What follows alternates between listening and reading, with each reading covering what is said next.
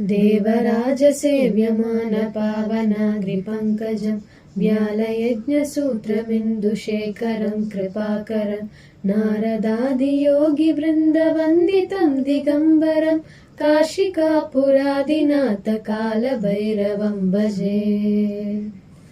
भानुकोटिभास्वरं भवाब्धितारकं परं नीलकण्ठमीप्सितार्थदायकं त्रिलोचनं कालकालमम्बुजाक्षमक्षशूलमक्षरं काशिकापुरादिनाथकालभैरवं भजे। शूलटङ्कपाशदण्डपाणिमादिकारणं श्यामकायमादिदेवमक्षरं निरामयं भीमविक्रमं प्रभुं विचित्रताण्डवप्रियं काशिकापुरादिनाथकालभैरवं भजे। भुक्तिमुक्तिदायकं प्रशस्तचारुविग्रहं भक्तवत्सलं स्थिरं समस्तलोकविग्रहं विनिग्वनन्मनोज्ञहेमकिङ्किनीलसत्कटिं काशिकापुरादिनाथकालभैरवं भजे।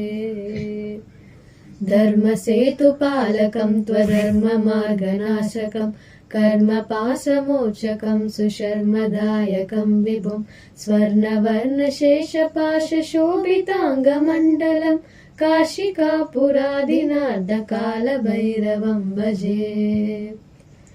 रत्नपादुकाप्रभाभिरामपादयुग्मकं नित्यमद्वितीयमिष्टदैवतं निरञ्जनं मृत्युदर्पनाशनं करालदं श्रमोक्षणं काशिकापुरादिनाथकालभैरवं भजे। अट्टहासभिन्नपद्मजाण्डकोशसन्ततिं दृष्टिपातनष्टपापजालमुग्रशासनम् अष्टसिद्धिदायकं कपालमालिकाधरं काशिकापुरादिनाथकालभैरवं भजे।